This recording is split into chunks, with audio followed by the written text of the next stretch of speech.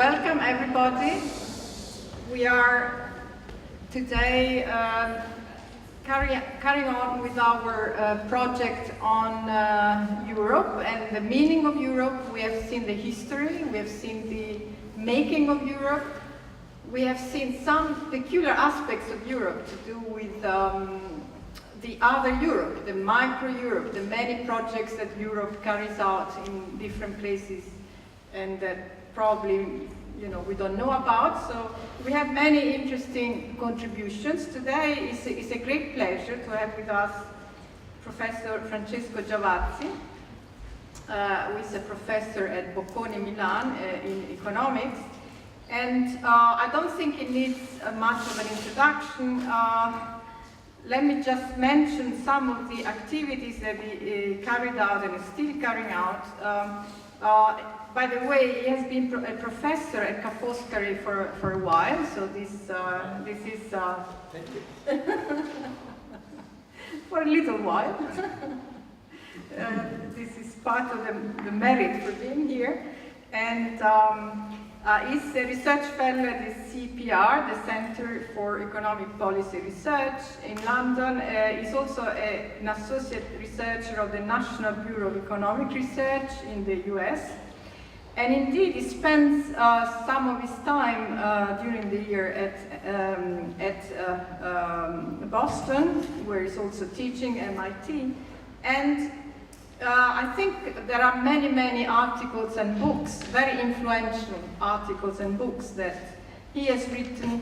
Some of the recent ones I want to mention because they've been provoking a lot of attention, and I think this is part of what we want to do today. And so let me mention Lobby d'Italia, the lobbies of Italy, and in 2005, Goodbye Europe in 2006, and so on.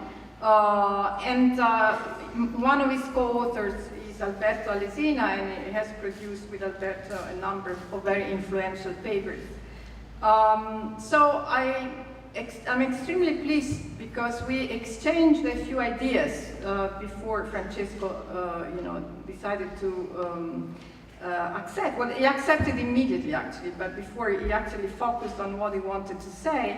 And so I think we have found a line of what he's going to present today, which is very stimulating and very interesting. I'm sure you all know that there is a huge debate on whether, the policies that have been carried out in Europe for a number of years now and the crisis which affected Europe have any impact on the long run, or whether they have any impact on the lives of Europeans. So let's welcome Professor Giavazzi, and thanks for coming, Francesco.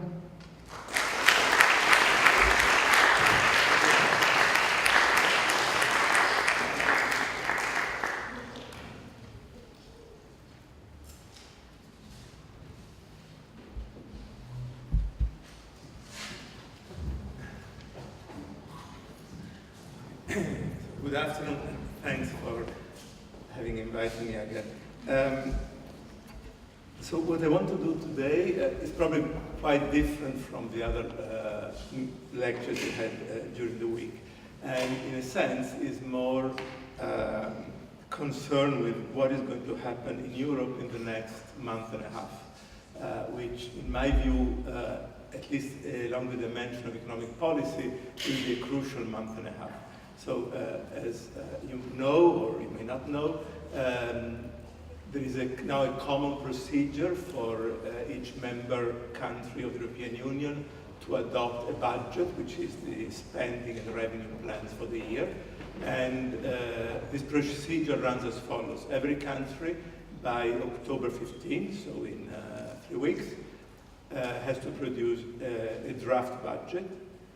Then the budget is sent to the European Commission in Brussels, and the Commission there may be meetings where the country explains what it does, and then by November 15, a month later, the Commission expresses a view on the budget, and then only if the view is positive, the government can go in Parliament and ask Parliament to vote on the budget. So you see that now the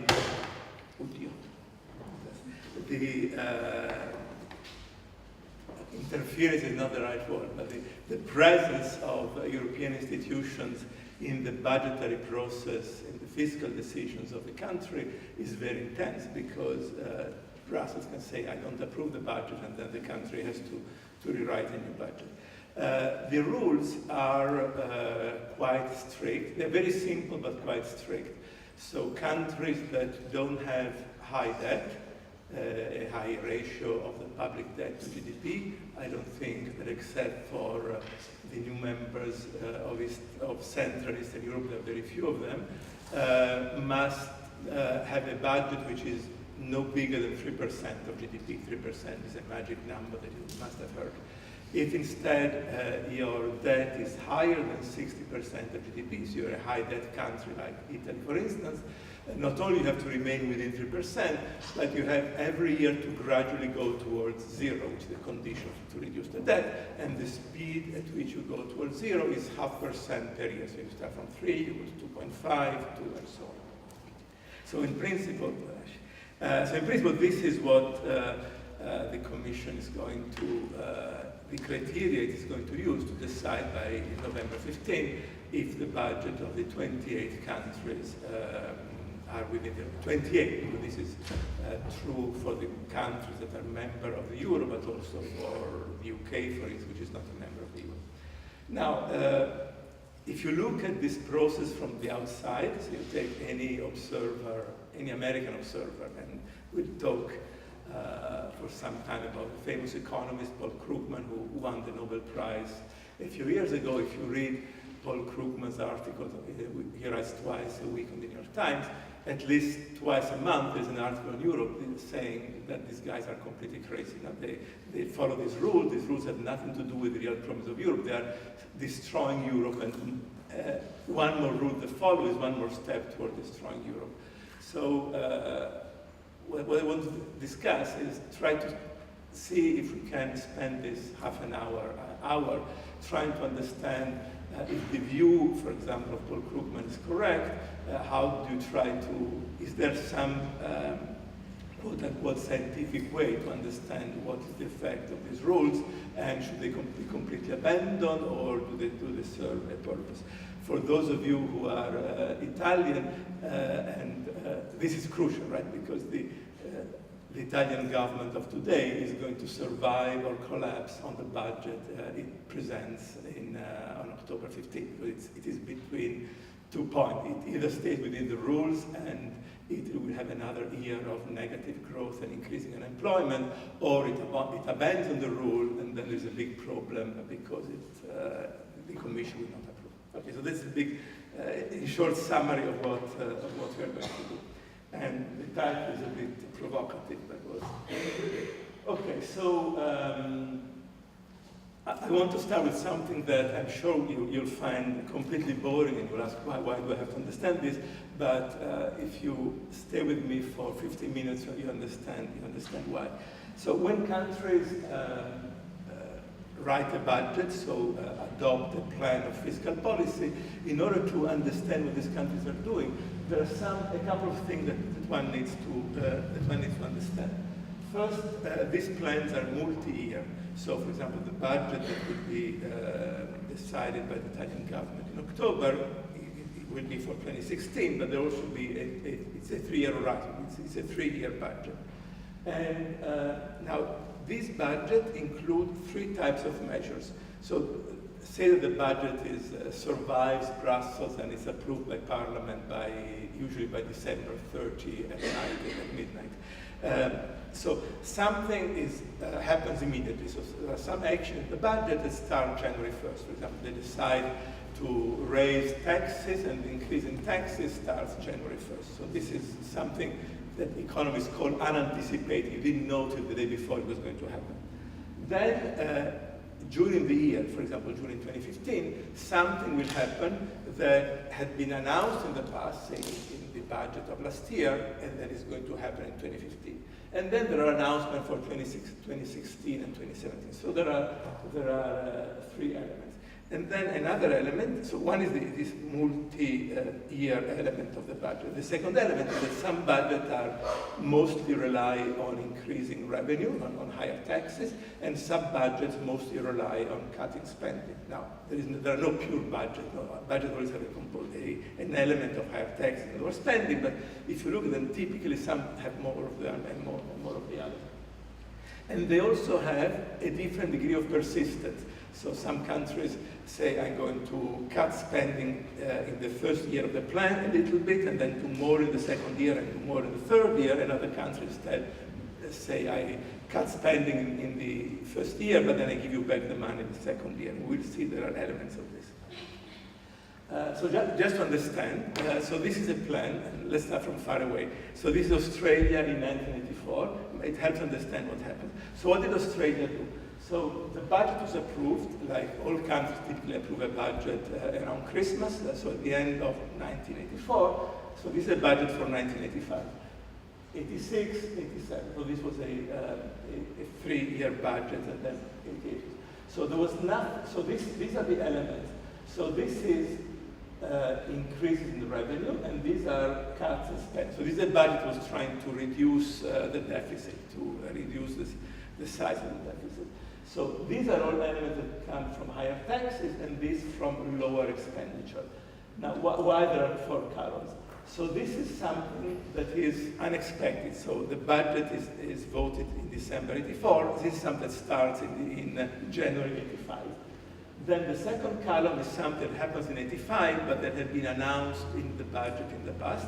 And these are announcements for 1986, 87, and 88 for the 3 following years. And the same thing for spending. So if you look at what they did in 1980, so they did nothing on taxes, there was 0. They did a cut, so this is a budget that tries to reduce the deficit. So a positive number for Gini that you cut spending. So they cut spending, 0.5 means by 0.5% of GDP, so it's a significant cut in spending. And then they announced they will cut spending more in 1986. And they do it. You see, you go down here, so you come to 1986. The second column, remember, this is what happens in 1986 that had been announced in the previous year. So they had announced that they were going to cut spending by 0.45% of GDP, and they do it. But then, come 1986, they reinforce the plan. So they add a tax element, so they raise taxes unexpectedly by 17%, and they announce they will raise tax in 1987, and they will reduce taxes in 1988, and they do. When you go down, and you see that this 0.19, which is an increase in taxes to be implemented in 1986, in 1987 happens, and the minus 0.27 is the tax cut announced in 1986 to happen in 1988, it actually happens in 1988. Now, this looks complicated, but this is just to give you the idea that when you look at the budget, this intertemporal dimension is very important, that's one, and second, the division between tax and spending. And so when you look at this plan, you can sum the rows and decide whether this is a plan mostly based in taxes or mostly based in revenues. And as it happens, Australia in 84 was all what I call expenditure based. The largest component of each plan were cuts in expenditure. Then let me give you another example. Why do you have to do this? Because on October 15, when you open the newspaper, actually on the 16th in the morning, and you read about the budget the government has approved, now you understand what you have to, you can reconstruct this table, and if this table is published, you can understand what is done. The newspaper is unlikely to publish, but if you go on this wonderful website, and this is advertisement, which is called lavoce.info, it will have exactly this table for the next budget. So this is Italy 1991, 93, so you were on board, but this was a very troublesome period for economics in Italy. So what Italy did, a similar plan. An interesting thing of the Italian plan is that you see there were increasing taxes. So this is a plan adopted at the end of 1990 for 91, 92, 93. So they increased taxes in 91 by 1.7% of GDP, but then the government says, don't worry, I'm going to take it away. So they announced that a year down the road, in 1992, they are going to reduce taxes, not exactly the same amount, but almost. And then they do it, because come 1992, this tax reduction happens. Then in 1982 was not enough, they do another tax increase. This is a big one, 2.9% of GDP. But then they say part of it we're going to give you back, because in 1993 we're going to give you back 1.2 of this. And then they actually give it back, and this happens. Now this, of course, why this negative sign? Because these are typically tax amnesties. So you raise revenue by giving people an amnesty, so you didn't pay taxes in the past, you pay something today, and you are forgiven. But the amnesty is temporary. The amnesty disappears. That's why this thing disappears. Okay. And these are all. This plan that is also spending based on expenditure, because the tax side, if you just sum it over time, disappears, right? Plus 1.7, minus 1.3. Here there is 0.4 that remain, which is more than the cut in spending, which is 1.4. Okay, so now we understand something. There are these plans. Then you ask, what is the effect of these plans? So you look at a number of countries. Each country has adopted many plans in the past. So here we looked at 14 countries, some European, some non-European. The non-Europeans are Australia, the United States, and Canada. And within Europe, you have countries that are in the Euro, but countries like Denmark and UK that are not in the Euro. And then you collect all the plans that they have implemented in the past 30 years, between early 1980s and 2007, and you ask, what is the effect of these plans? No? What happened to the economy when countries adopted one of these plans that we just saw? And what I'm going to show you is, I'm going to use two elements of heterogeneity. I'm allowing countries to be different in two dimensions. One, do they do tax-based or spending-based plans? So they address the budget mostly by raising taxes or by cutting spending. And then what's the degree of persistence? They're like Italy that does something and takes it away, announce it will take it away, or consist. So these are the two dimensions of heterogeneity. So let me tell you what happened. So these are the countries. What are these lines? This is the effect, the estimated effect, on the growth rate of output, so on the growth rate of the economy, of a fiscal shock, so a change in fiscal policy of this budget that is as large as 1% of GDP. So you have one of these plans, the plan is 1% of GDP. If the plan is mostly tax-based, it's red. If the plan is mostly spending-based, it's blue, okay? And then here are the countries, Australia, Austria, Denmark, here I don't remember country. Here is Germany. Now Germany is here. The US, Portugal, Ireland, Canada, and Italy. There is also Japan here. So first thing that we learn, the effect on the economy, at least if you believe statistics or like your rect or you trust econometrics, the effect is very different, right? So what you see here, the continuous line is the point estimate, and the dotted lines are the confidence interval. This says that with some probability, you stay within the two. Now, of course, nothing is sure, but with some probability, you stay within the two dotted lines. And the important thing is that the dotted line for the red are very different from the dotted line for the blue, so they don't overlap, because if they were to overlap, you could not distinguish between the two. So first thing we learn is that when these plans are based on increasing taxes, they hurt the economy.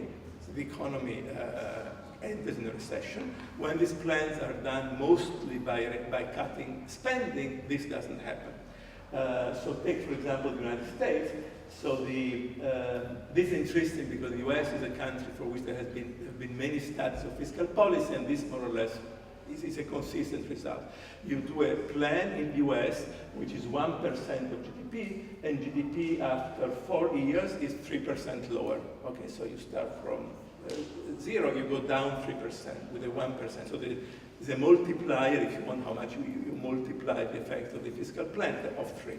So this is, and this more or less happens everywhere. So the multiplier of 3 for for taxes. So output goes down by 3 when taxes go up by 1, is more or less constant across countries. Spending, it varies a bit more, but you close your eyes a bit, and what is striking that a similar budget done with spending, so a budget which is done with a plan which is 1% of GDP, but mostly obtained by cutting spending as opposed to raising taxes, has an effect on output that is almost zero.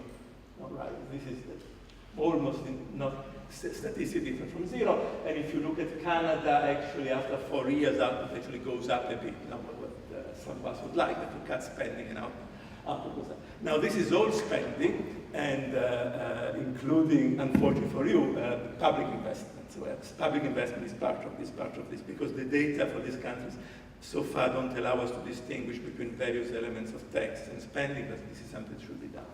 So this we learn. Now you ask, I told you there were 2 elements of heterogeneity. So the countries are different in 2 dimensions because they have blue or red, spending or tax plans, but they're also different in the degree of persistence. So down here, I've put the 2 countries that are more different from each other in terms of persistence. Let me show you one. So this is Italy. So this is what Italy does. So this is the 1 year ahead persistence of this guy. So Italy does something in 1 year, and that's blue. And the red is what you announce for the following year. Remember, the plan is multi-year. So what this says for Italy, Italy says, well, I'm going to do something this year, but the next year I'm going to reverse it. Okay? As we remember, you saw a tax increase accompanied by a tax cut. Is this right? A tax increase by accompanied. So Italy is, in a sense, is non-persistent. Canada instead is the most persistent. They do something 1 year, you see the red almost overlaps the blue. So you do something 1 year and you announce that you'll do more of the same in the following year. And this is why the 2 countries are different. This difference in persistence is not enough to turn around the result red versus blue, which is important, but at least you see that probably the reason why the spending cuts are expansionary. So you cut spending and output goes up in Canada, because the spending cuts in Canada are very persistent. The government cuts spending today, announces more spending cuts in the future. Why should output go up? One interpretation, people say if the role of the state is reduced, there will be less tax in the future. And because there are less tax in the future, there are distortions, and people in the private sector is better off. That's why you can have a positive effect. In Italy, the effect of spending is zero, because if everything is reversed, nobody believes it, right? So something can happen, and nobody believes it, so the result is zero. So this is the reason why these 2 are different. So then, we're going to close this part. Where do the effects on output come from? So why does output collapse when you have an increase in a tax-based plan, and output doesn't move or even increases when you have a spending-based plan? The answer is private investment. So the variable, so output is consumption plus investment plus the government plus net exports. The element of output or of demand that is responsible for the result is investment. If you look, for example, you see in Canada, remember Canada had this strange result to cut government spending and output goes up a bit. Why does output goes up? Because there's a very strong response of private investment. So you reduce public spending and private investment goes up. This is extreme in Canada, happens a bit in Australia as well, not so much in other countries, but the answer is investment. You ask, why does investment move? Probably, although here statistics is not easy to identify, business confidence. So you see that when you have this spending-based plan, so governments are able to cut the size of government, to cut spending, business confidence, the confidence of entrepreneur goes up, and investment goes up. Okay. Now, enough. I'm not going to see more numbers. So back to the real world. So what I showed you so far was the effect of these plans over 30 years, from the late 70s to 2007, before the crisis. So the sample use ended in 2007. So then what I can do, now I have a small machine that tells me, if you put a plan, what is going to happen to the economy. So I can take this machine and feed into the machine the plan that the European countries have adopted in the last 2-3 years, from 2010 to 2013. And then I can see what has happened. And ask the question, why was Europe so different from the US and in part UK as well? Why is Europe still in the middle of a crisis? And this graph shows it well, while the US, you see, European unemployment is up and very slowly going down, while unemployment in the US is almost back to where it was before the crisis. So is fiscal policy, the different fiscal policy responsible for this? So what was fiscal policy in Europe after the crisis? So what this graph, which is taken from the IMF, does explains country by country what these countries did when the crisis came. So there are two elements of the response to the crisis of these plans. The gray part is what is called automatic. So automatic, so a country enters a crisis, unemployment goes up. Many countries have unemployment insurance, and unemployment insurance benefits are paid out automatically. So the budget expands simply because automatically there are more people unemployed, the government pays out more unemployment benefits. While the blue part is discretionary, is what countries have done on top of the automatic. And you see that all countries have responded to the crisis, 2007, 8, 9, with big expansions of the budget. So the US, for example, had an increase of the budget of 12% of GDP, a huge increase of the budget. About 1/3 was discretionary, so were measures, the famous thing which was called Obama's stimulus program, and part of it was discretionary. Italy is interesting because the zero discretionary and it was only automatic. So you see, for example, the UK, which is a country that has a very well-functioning welfare system, the UK had a big response, but most of the response happened automatically because the welfare system is large and automatically responds, and they did less in terms of discretion. So this was the response to the shock that happened in 2007-8 when the financial markets and the world blew up. So this was the response. So what happened? So this is an interesting graph, and we're going to get to the plans in a moment. This is an interesting graph that shows you what happened in Europe. So these are only now the euro area economies, so the economies, the 17 countries are in the euro area. What does this graph tell you? This is where you stand in terms essentially of unemployment. So in this area here, you have high unemployment. Here to the left, you have high employment. And here to the left, you have high unemployment. So the right, things are good. Left, things are bad, high unemployment. Above the zero line, fiscal policy is tight, so you have plans that try to squeeze the budget. Below the zero line, fiscal policy expansion, the government is spending and lowering taxes to help the economy. So we started here, so before the crisis, remember, started in 07, 08. Before the crisis, things in Europe were reasonably good, so unemployment was actually on the, employment was on the high side. And fiscal policy, because the economies were a bit running too fast, was trying to slow down, was applying the brakes. So it was tight fiscal policy because employment was very high, and people were obviously worried that higher employment raises wages, eventually raises inflation. Then the crisis hits in 2008, boom, we go down here. So you see, this is the huge effect of the crisis. So in a year, we went from a situation of high unemployment to a situation of high unemployment. So it was a huge shock, macro shock of the crisis.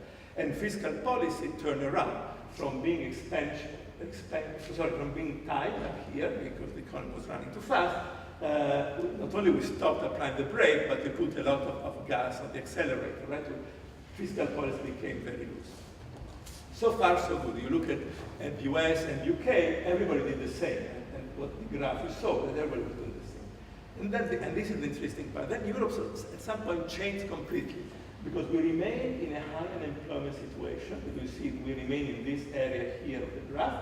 But fiscal policy in 2010 turned from being loose, so lower taxes and higher spending to try to respond to the crisis, to being very tight, as it was before. But before it was because employment was high. Now unemployment is high. So and this is being in this area here is what people criticize. They say, why? You're in a high unemployment, you should have a loose fiscal policy or a tight fiscal policy.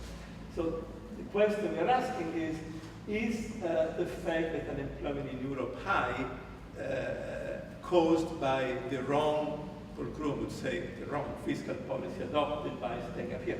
And you see, it's getting worse because fiscal policy remains tight because of the rules we started from half an hour ago, and the unemployment situation is worsening, so we are going to the left. So I put here an interesting interview of Paul Krugman on Spiegel in Germany, where he essentially makes the argument that we are all wrong. So let's go back. This is just to remember you, because now if you forgot, the two different effects of the fiscal plan, the tax-based plan and the spending-based plan. So here, when we moved from loose to tight fiscal, all these countries were applying plans. So now we know that the plans have different effects on the economy depending on the type of plan. So which plans did these countries adopt? So we know it makes a big difference whether austerity, tightening the budget, is imposed, raising taxes or tax spending. What did we do? And it's the fact that we did the wrong thing responsible for the fact that we are on the left hand side. So you can do an experiment. So there are many graphs here, but let's concentrate on one, because most of us are Italian, we understand. So this is Italy. So remember, we start in 2009. In 2009, we are down here. So we had a big shock. We had loosened fiscal policy to try to help the economy, and then instead 2010. Of course, what happened in 2010 is that Greece blows up, the euro is blowing up, so many things were happening in Europe. So what did we do? So we start in 2000, and so I look at the plans implemented in 2009, 10, 11, 12, and I ask, do these plans explain the fact that we remain in high unemployment, get even worse? So these are the plans. Now we know the colors. So red means that the plans were tax-based. Not only taxes, but most of the plans were constructed through higher taxes, more than cutting spending. So there were. So this is the government in 2010 and the tax-based plan. 2011 and the tax-based plan, 2012.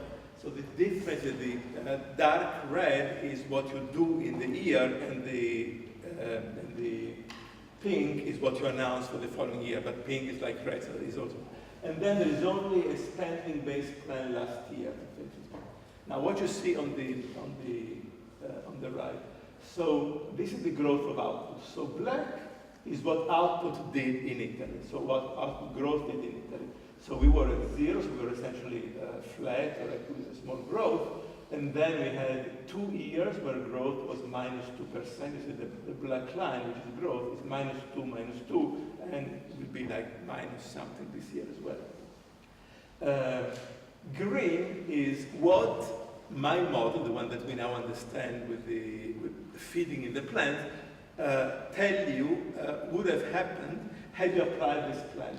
And not surprising, you see that the green overlaps the black almost exactly, because we did a big shock that was almost entirely tax-based. Not surprisingly, we've learned that tax-based plans tend to create recessions, and here is a recession, we do it almost exactly. And then you also can do a counterfactual. You can be nasty with the government at the time and say, but assume that the government in 2011, instead of doing a plan based on tax, it had done a plan based on spending. Now we have the parameter, we can do it. And then blue is what would have happened. So we would have a small recession, maybe 0.5 instead of -2, which would have gone away by now. So this is telling you that we start learning something. It's not austerity as such, but it's how you implement austerity. Now, Italy is a very nice case because it was all tax-based, and it was a very big fiscal shock. If you look at Spain, Spain is interesting. Spain is up here. Spain was almost all spending-based. So Spain also had a big fiscal shock with the high of the bars, actually the adjustment in Spain was bigger than in Italy, except for 2009, everything else was spending based. Of course, they also had some taxes, but remember, more than 50% was spending. What did outputs do?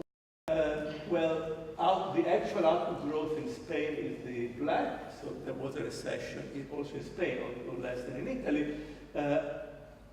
Feeding in the spending-based plan, you would have had green, so the fact that Spain did a bit worse than the spending-based plan would tell you, said there were other shocks in Spain that sort of depressed the economy.